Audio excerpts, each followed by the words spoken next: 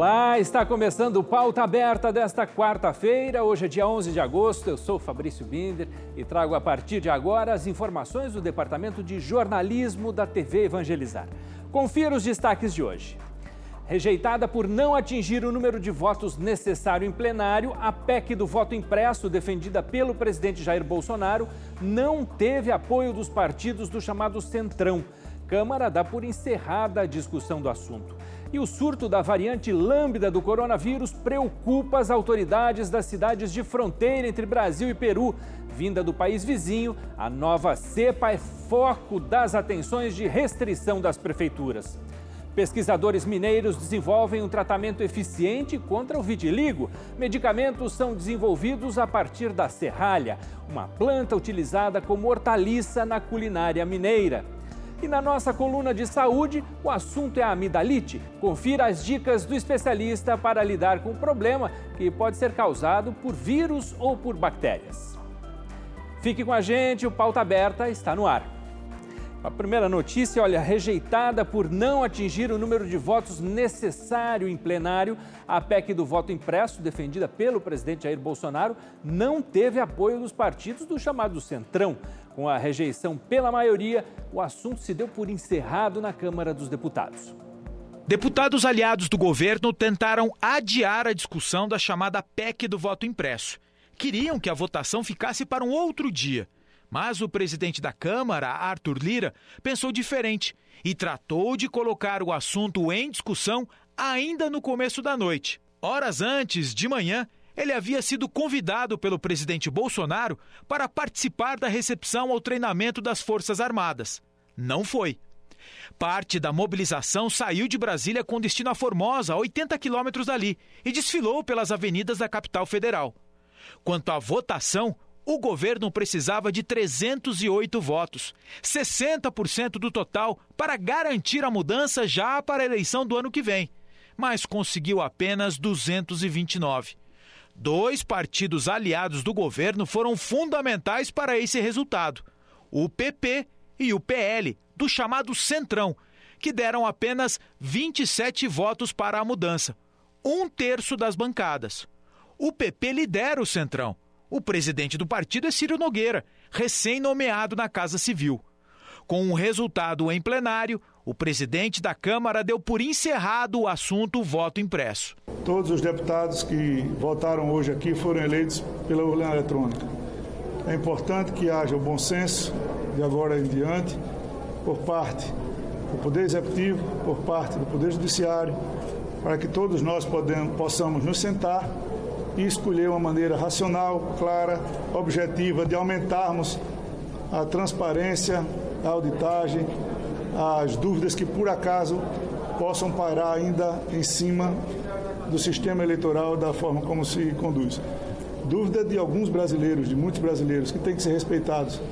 Então a nossa obrigação agora é sentarmos todos à mesa, sem vencidos nem vencedores, cumprindo cada um seu papel constitucional, com autocontenção dos poderes, e esse assunto possa ser tratado com mais parcimônia e com menos polarização. Bom, e mais de 22% dos brasileiros tomaram a segunda dose ou a dose única de vacinas contra a Covid e estão imunizados contra a doença. São 46.902.420 doses de imunizante aplicadas, o que corresponde a 22,19% da população. Os dados foram registrados pelo consórcio de veículos de imprensa na noite desta terça-feira. Os que tomaram a primeira dose de vacinas são 109.208.435, ou 51,57% dos brasileiros. Os estados com maior porcentagem da população imunizada, com segunda dose ou dose única, são o Mato Grosso do Sul, com 35,89% da população vacinada, Rio Grande do Sul, com 28,83%, São Paulo com 25,84%, Espírito Santo com 23,91% e Santa Catarina com 23,22%. E em Maringá, no interior do estado do Paraná, a Secretaria Municipal de Saúde foi acusada de boicote na vacinação, o que foi desmentido pela prefeitura da cidade. O município está vacinando pessoas na casa dos 30 anos e está atrasado em comparação aos municípios vizinhos. Oi para você que está acompanhando a TV Evangelizar. Uma confusão envolvendo a Prefeitura de Maringá e a Secretaria Estadual de Saúde tem movimentado as redes sociais e a vacinação da cidade. Tudo isso porque o prefeito da cidade paranaense acusou a secretaria, por uma página oficial da prefeitura, de boicote à vacinação do município. Ulisses Maia afirmou que o atraso no avanço nas idades seria culpa da, abre aspas, retenção indevida de vacinas para Maringá, fecha aspas. Depois da manifestação do prefeito, a secretaria emitiu nota negando o boicote. Eles afirmaram que todos os municípios estão recebendo as doses de acordo com o plano de imunização. A CESA destacou também que todas as cidades vão caminhar juntas para que 100% dos paranaenses estejam vacinados com a primeira dose até setembro. Mesmo assim, a Prefeitura de Maringá afirmou que entrará com uma ação contra a secretaria para reestabelecer a distribuição das vacinas. O prefeito da cidade disse que irá até Brasília na semana que vem para tratar sobre o assunto. Vale lembrar que nesta terça-feira, Maringá está vacinando pessoas de 30 anos, enquanto cidades vizinhas estão mais adiantadas. Um exemplo é o município de Sarandi, que está vacinando pessoas de 27 anos.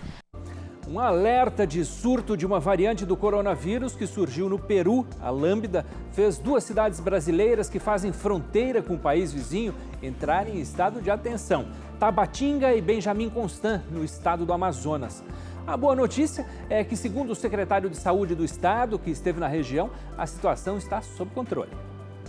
Apesar do alerta de surto em Islândia, município peruano, a pandemia segue controlada no lado brasileiro. O número de casos reduziu e não há internações ou óbitos por Covid-19 em Benjamin Constant nem em Tabatinga.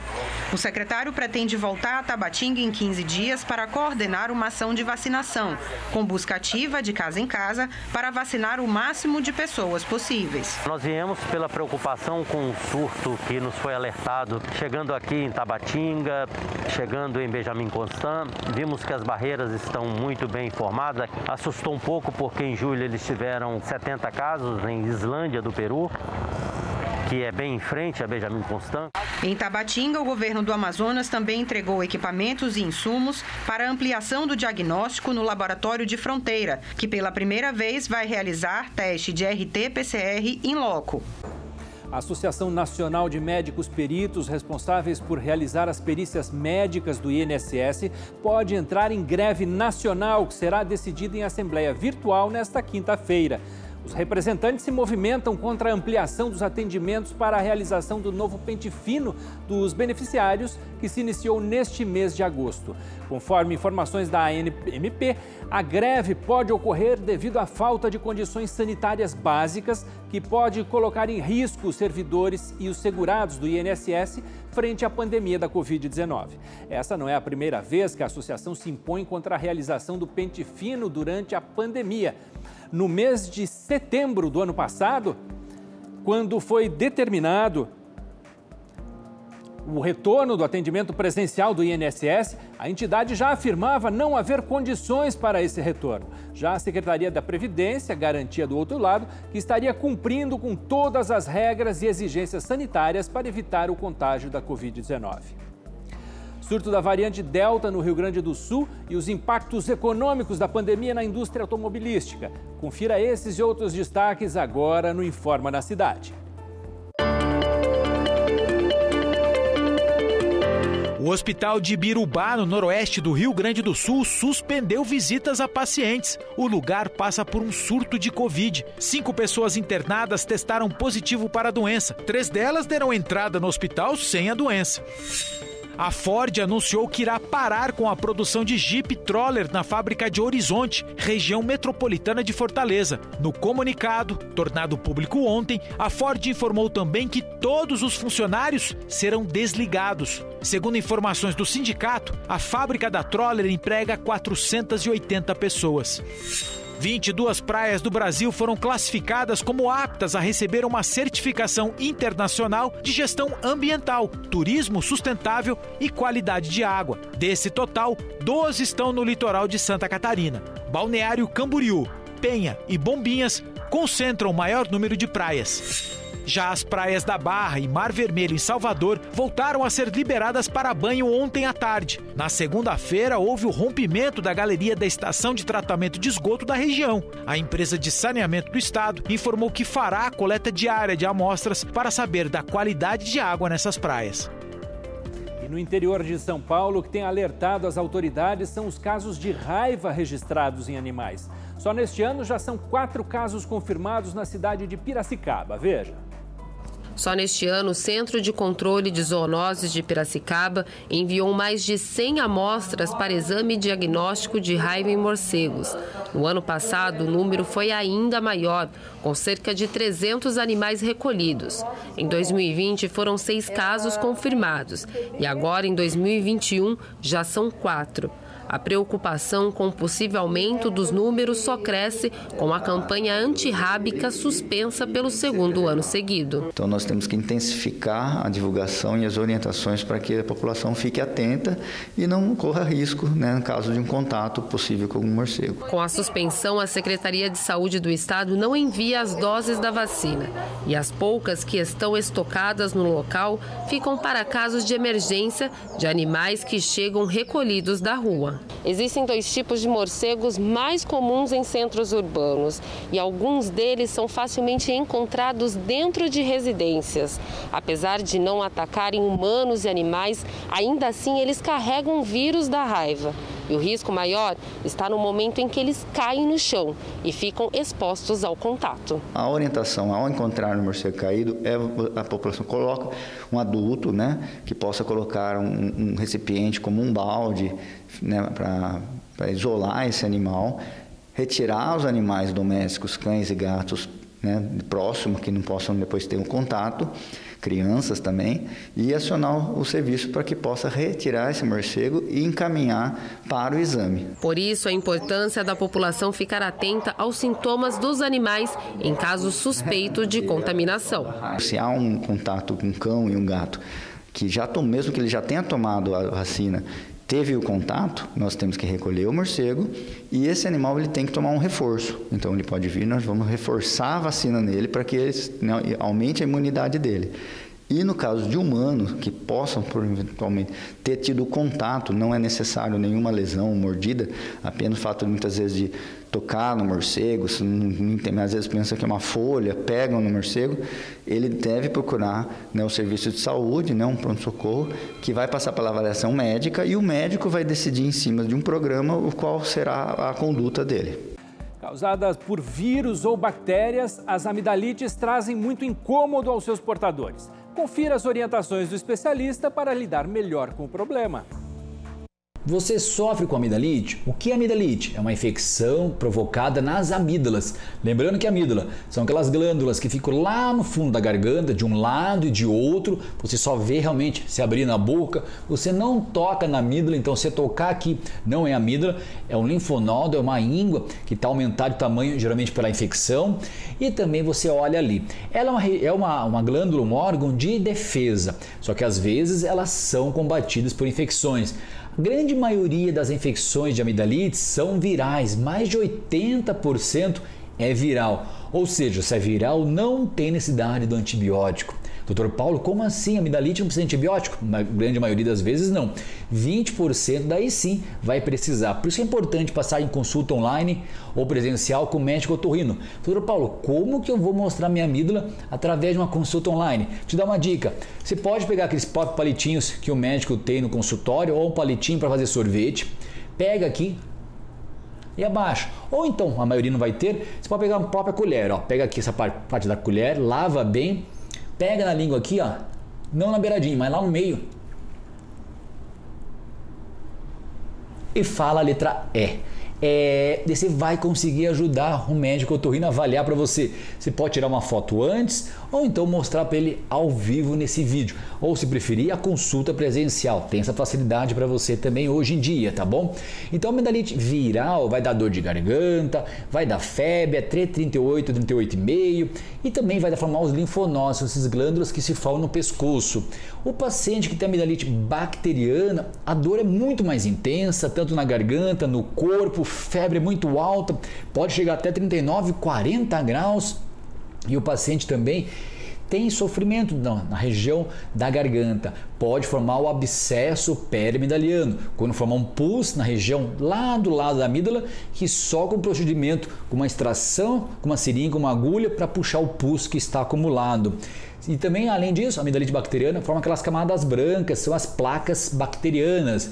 Lembrando, para não confundir, dos casos amidalianos, que são aquelas massinhas brancas, mal cheirosas, que às vezes saem para ser um arrozinho fedido. Isso não é amidalite bacteriana, e sim aquela camada, parece um tecido que fica ali revestido em toda a amígdala.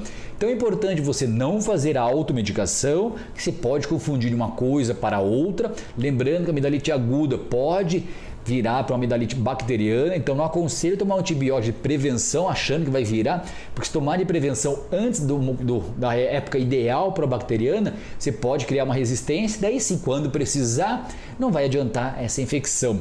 Se você tem muitas infecções recorrentes, converse com o teu otorrino para ele fazer dois tipos de possíveis de tratamentos. Ou uma medicação que melhora a tua imunidade, sim, existe medicação, são os lisados bacterianos que pode te ajudar a diminuir as infecções bacterianas, tá bom? E tem as medicações para quadros virais também. Olha que interessante. Se mesmo assim não resolveu, ou se tiver outras situações que estão dando problemas na tua amígdala, ou seja, a amígdala é muito grande, que encosta uma na outra, favorece você roncar ao deitar, forma essas coisinhas brancas, que são os casos que dá mau hálito, um gosto ruim na boca. E além das amidalites bacterianas, de 3 a 4 ao ano, pode indicar o quê? Uma cirurgia das amígdalas. Converse com o teu médico otorrino para ver qual é o caso da sua situação e, consequentemente, qual o melhor tratamento, tanto na fase aguda, que está sentindo agora, e se você tem sentido isso com frequência, qual o melhor tratamento a longo prazo para evitar esses incômodos tão grandes. Tá bom, pessoal? Até o próximo vídeo. Uma pesquisa que vem sendo realizada pela Universidade Federal de Lavras, no sul de Minas, tem apresentado bons resultados no tratamento do vitiligo, doença que provoca a perda da coloração da pele. O estudo tem avaliado os efeitos da serralha, uma planta utilizada como hortaliça na culinária mineira. Ela cresce fácil em qualquer cantinho e praticamente no mundo todo. Além de abundante, a serralha tem propriedades que fazem com que seja usada em várias situações. Além do seu consumo na culinária, a serralha ela tem sido utilizada também medicinalmente no tratamento contra problemas hepáticos, contra enterites, diarreia. Uma das formas de utilização difundida culturalmente no norte do estado chamou a atenção de pesquisadores da Universidade Federal de Lavras, no sul de Minas. Os profissionais se uniram para verificar se, nesse caso, o saber popular é confirmado pela ciência. Achamos uma informação que no norte de Minas, essa planta é usada também para o controle do vitiligo. E a gente foi para a literatura para buscar, informações sobre trabalhos científicos que poderiam usar essa planta para controlar o vitiligo. Para testar a teoria, o biotério da universidade foi acionado. Nessas caixas são armazenados os peixes que cumprem papel importante nas análises. Conhecidos como zebrafish ou paulistinha, eles permitem identificar os efeitos do uso do extrato da planta em diferentes dosagens. Também ajudam a garantir graus de segurança na utilização. A escolha desses peixes leva em conta um motivo especial. O zebrafish, além dessas características todas, ele tem uma semelhança genética muito próxima ao ser humano.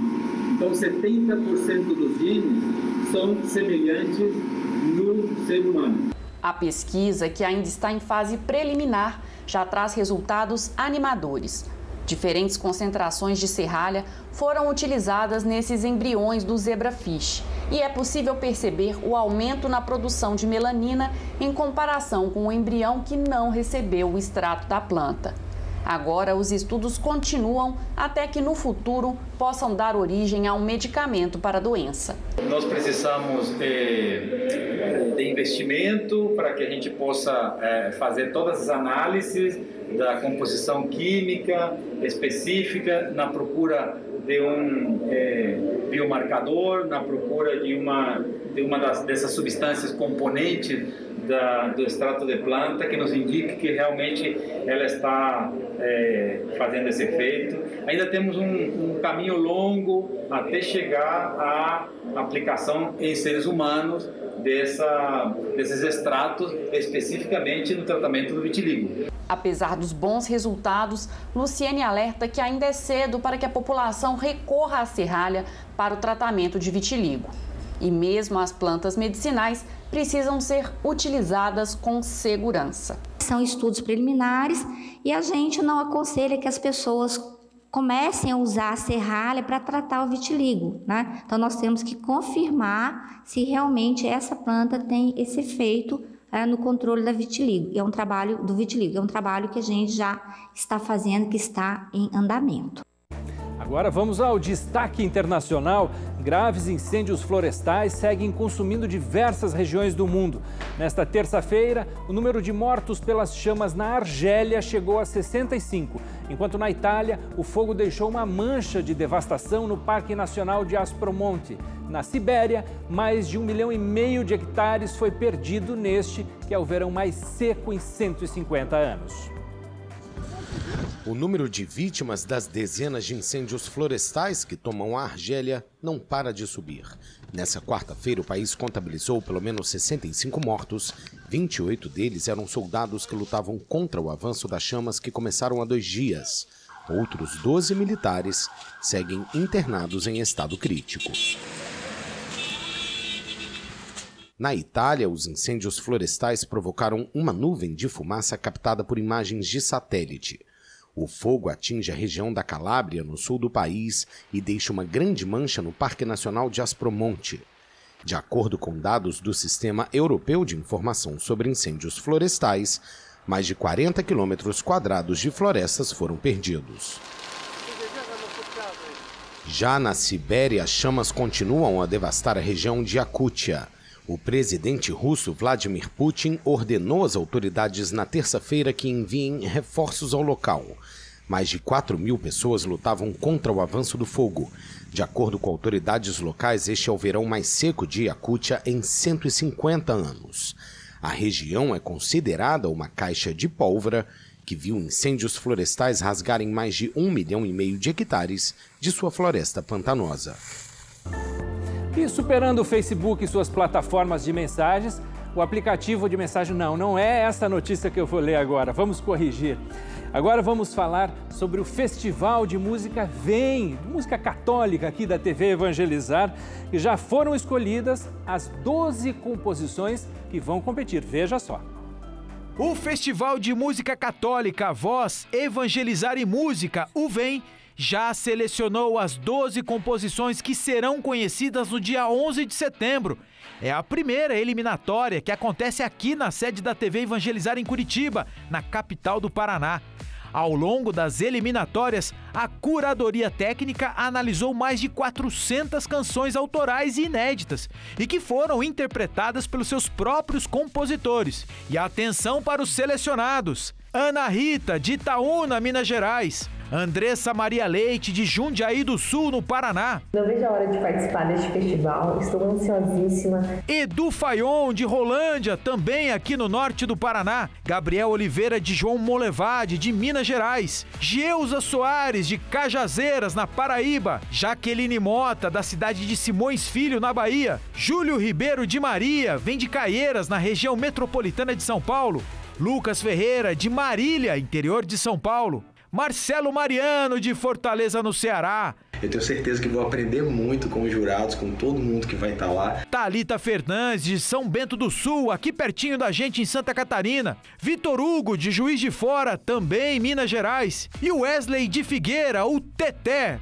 O importante é que a mensagem de Deus chegue aos corações. 3 deles estarão na final, que contará com a votação do público para a escolha do campeão. O festival ele desperta a necessidade, né, de cada jovem, de cada cristão que gosta da canção, né, ele desperta essa necessidade da gente falar de algo novo. O Brasil é muito rico de talentos, né? Quando nós temos um festival como esse, nós colocamos para fora aquilo que muitas vezes estava no anonimato. Pauta Aberta fica por aqui. A gente volta de novo amanhã. Até lá. Tchau, tchau.